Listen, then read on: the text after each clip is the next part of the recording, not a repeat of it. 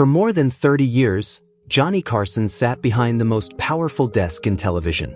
He welcomed thousands of beautiful women, movie stars, icons, legends of Hollywood.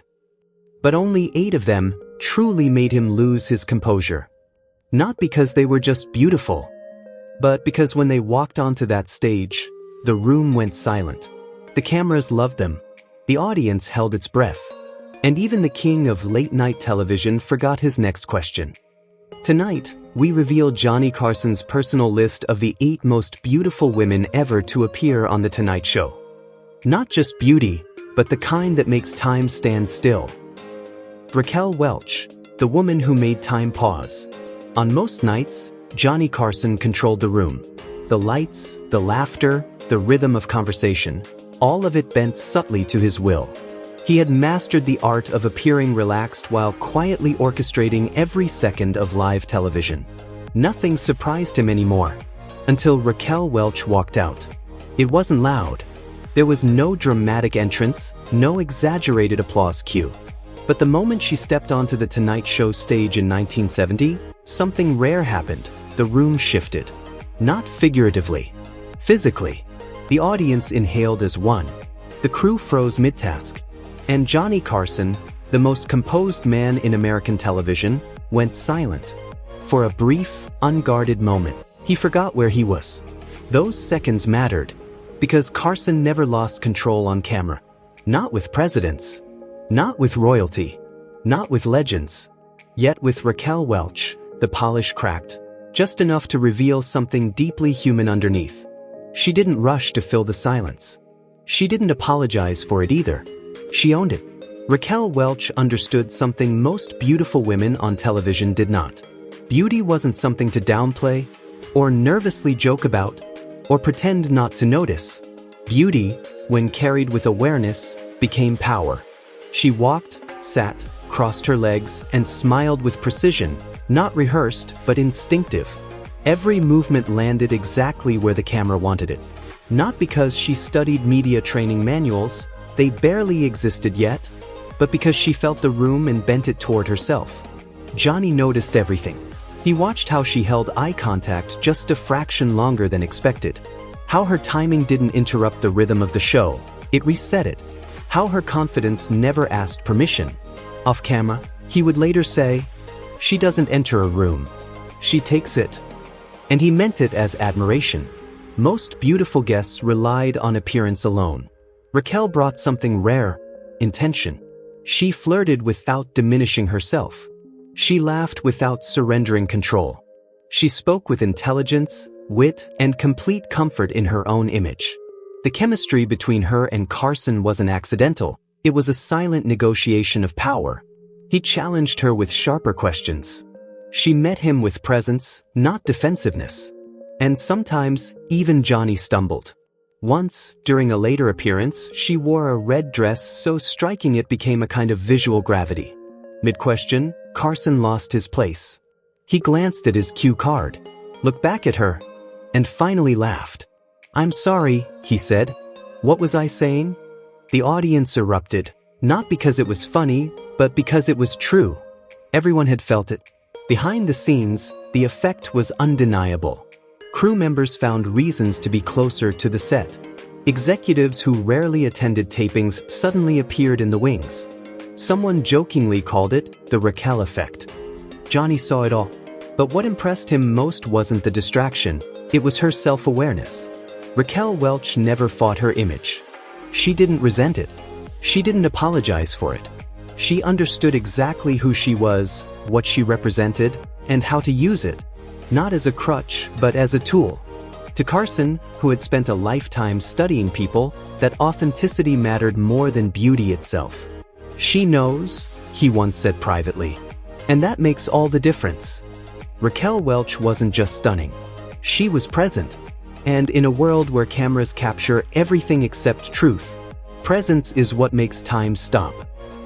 Sophia Loren, the woman who unsettled the king. When Sophia Loren walked onto the Tonight Show stage in 1979, it didn't feel like a guest appearance. It felt like an arrival. Not the kind that demands attention, the kind that assumes it. She moved slowly, deliberately, as if time adjusted itself to her pace. No rush. No nervous energy. No need to win the room. The room had already surrendered. Johnny Carson noticed it instantly.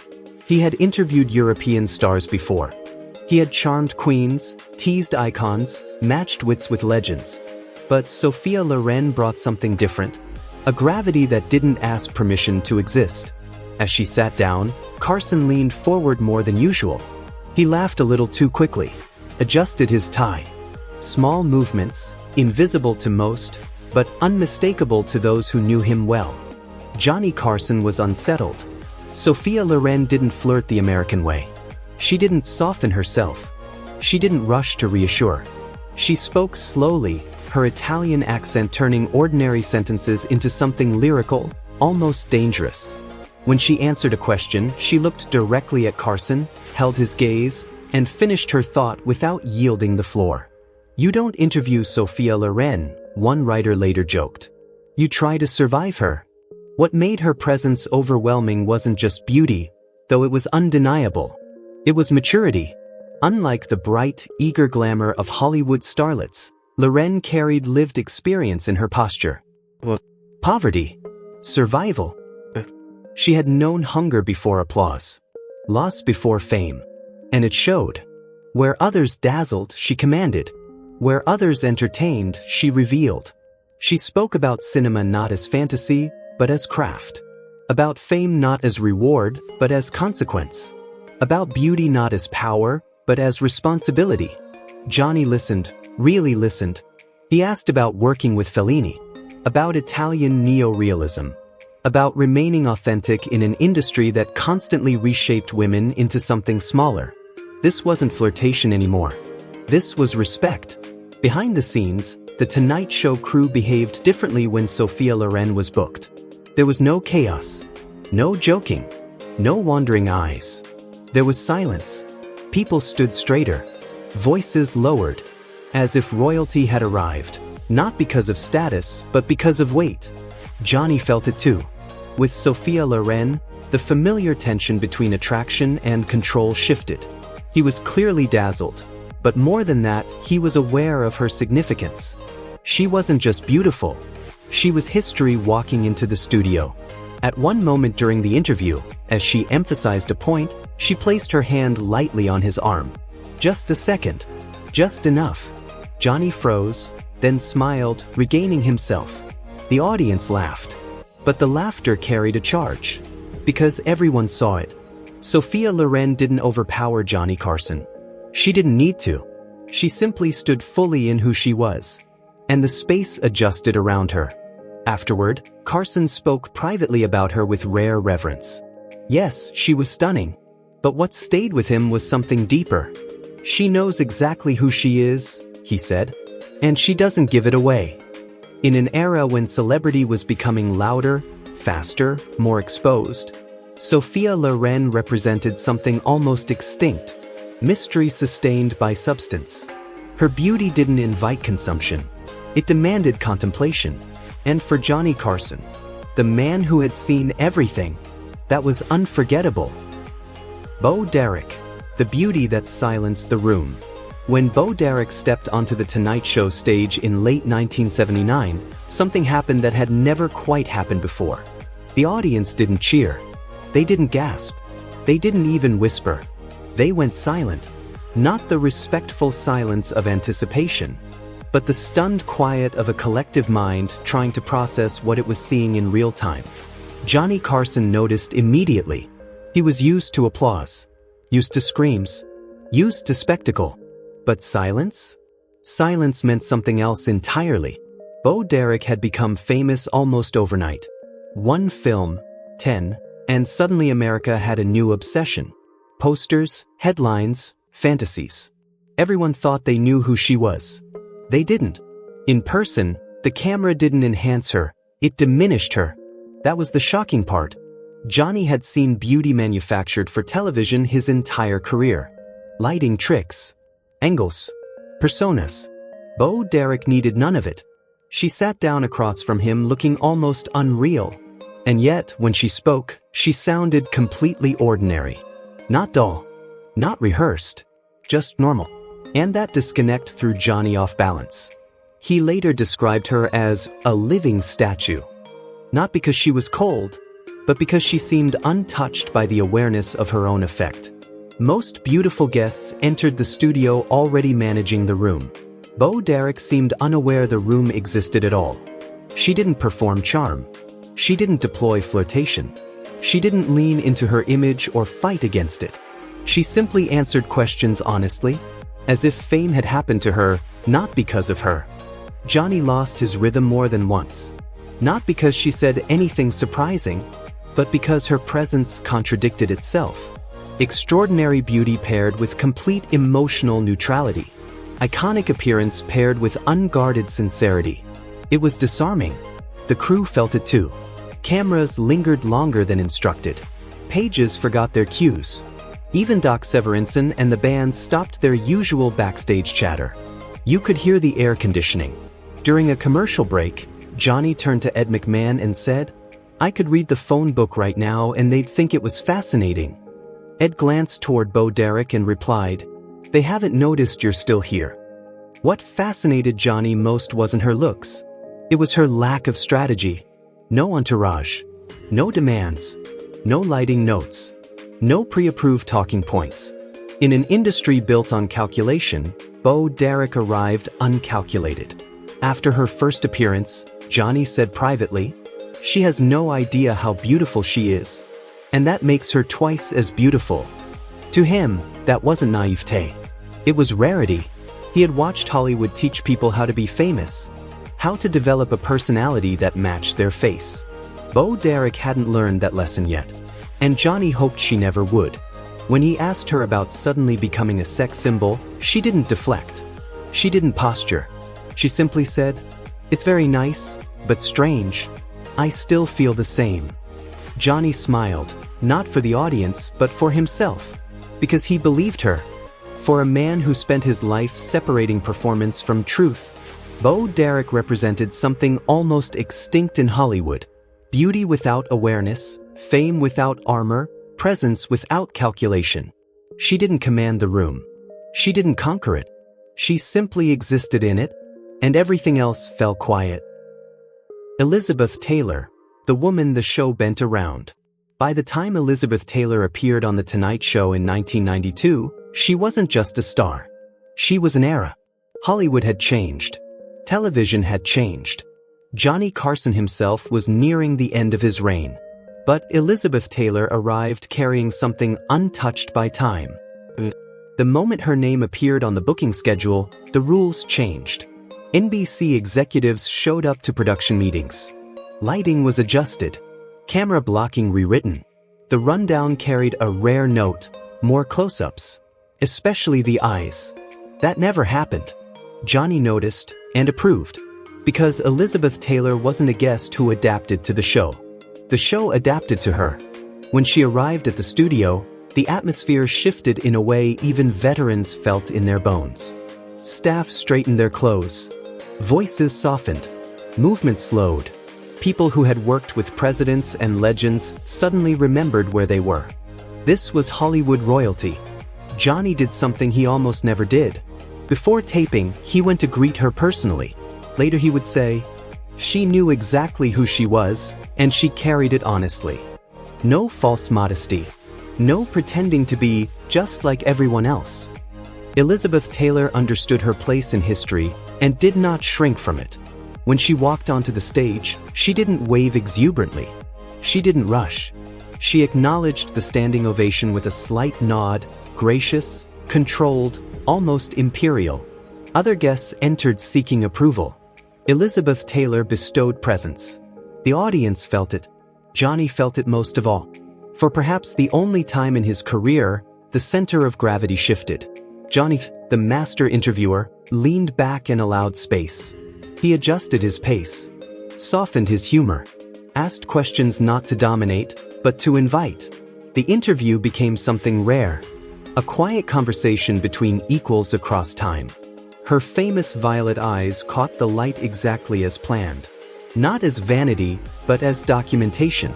This wasn't just television. It was preservation. Elizabeth spoke about her career not with nostalgia, but clarity. About surviving the studio system. About fame as both shield and prison.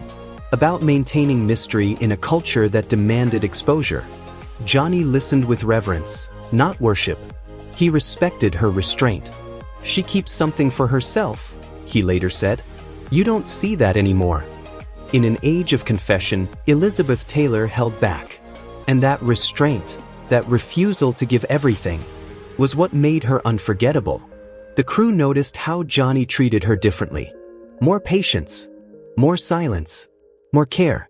He wasn't intimidated. He was aware. Aware that he was sitting across from one of the last true movie stars. A living bridge to a Hollywood that no longer existed. When the interview ended, the applause lingered longer than usual. Not louder. Deeper. Because the audience knew what they had witnessed. Not a celebrity appearance. A moment of history passing through a studio and moving on. Elizabeth Taylor didn't overpower Johnny Carson. She didn't need to. She reminded him, and everyone watching, that some stars don't chase attention. They bend time around themselves. Farrah Fawcett, the smile that lit up the room. When Farrah Fawcett walked onto the Tonight Show stage in 1976, the reaction wasn't subtle. It was explosive. The applause didn't crest, it kept going. So long, in fact, that Johnny Carson had to signal the control room to trim it for broadcast. That almost never happened.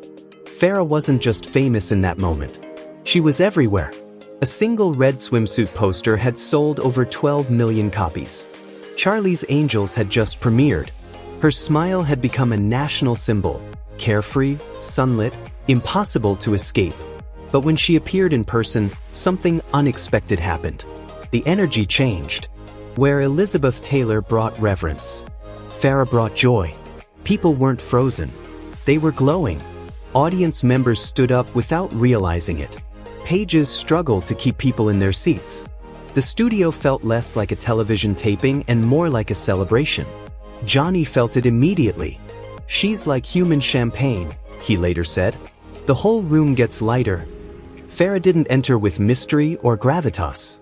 She entered with openness. She leaned forward when she spoke. Laughed easily. Let excitement spill over without self-consciousness.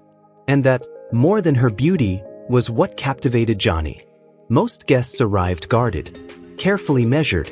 Farrah arrived as herself. She didn't manage the conversation, she played inside it.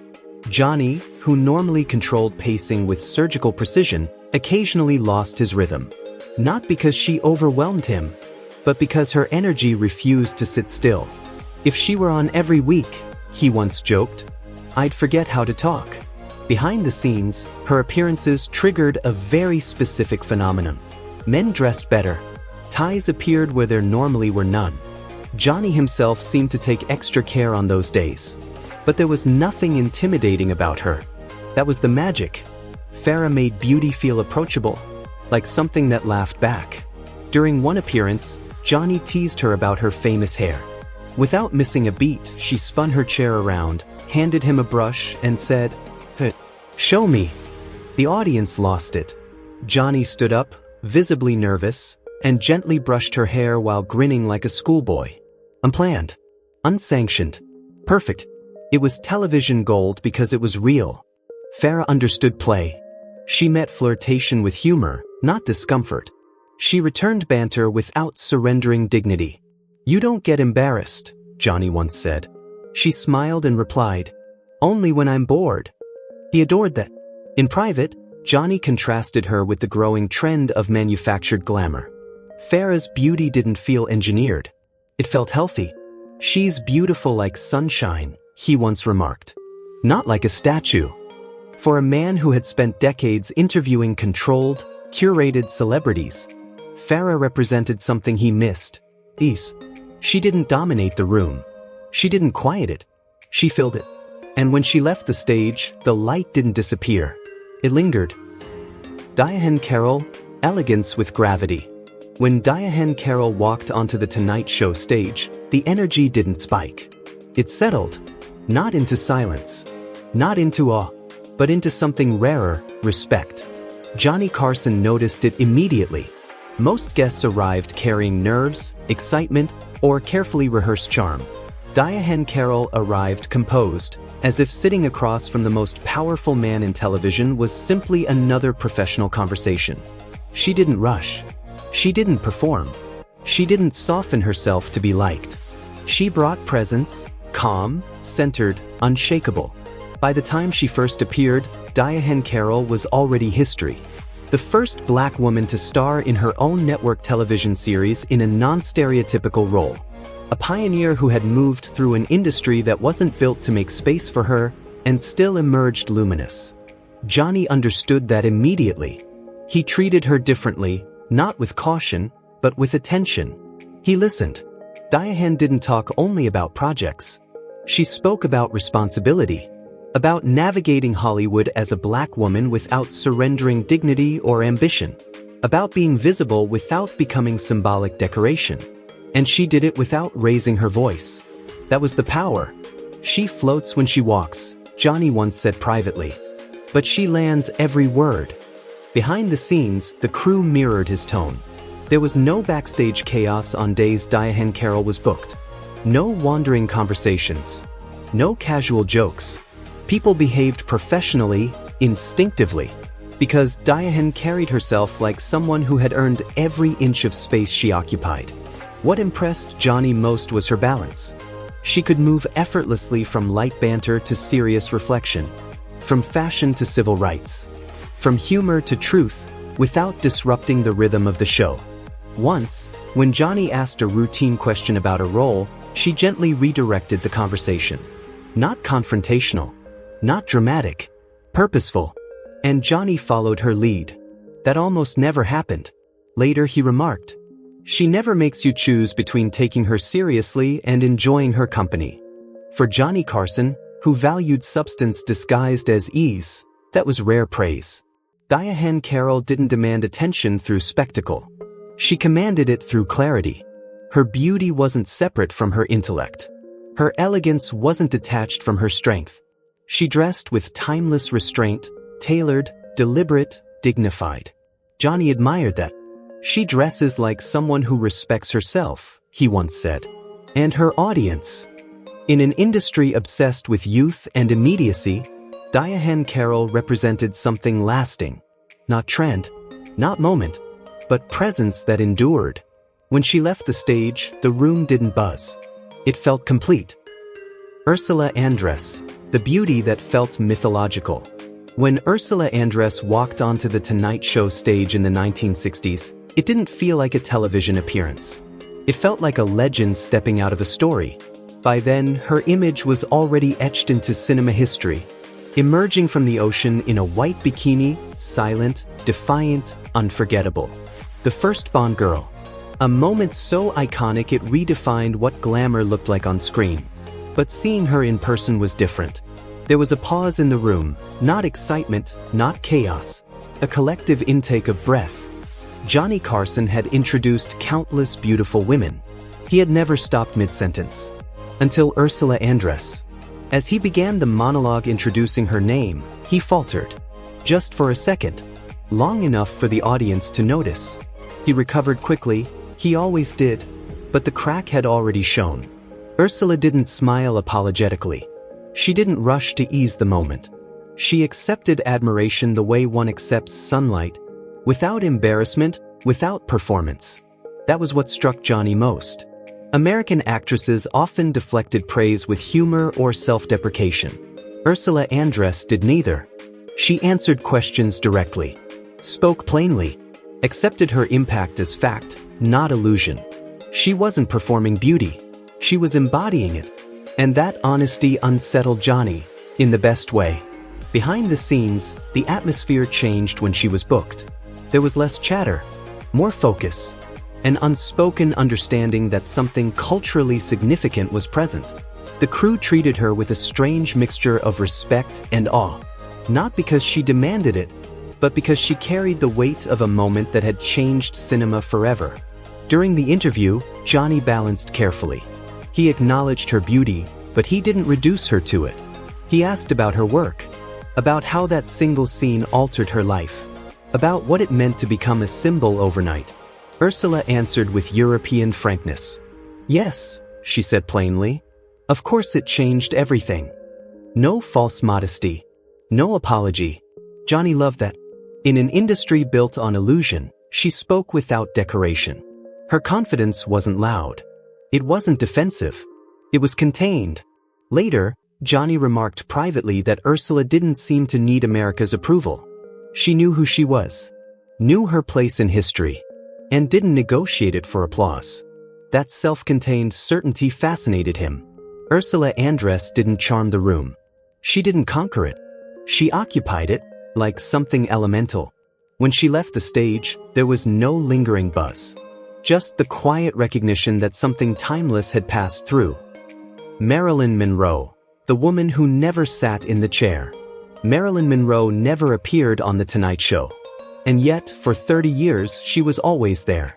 She died in 1962, just months before Johnny Carson took over as permanent host. A matter of timing, a missed crossing of paths. But her absence became its own presence. Johnny mentioned her often, casually at first, then repeatedly, as if measuring every new symbol of beauty against a ghost that never aged. She was the one, he would say privately. The most beautiful woman who never sat in that chair. At the beginning of his career, Johnny spoke of Marilyn as the ultimate sex symbol.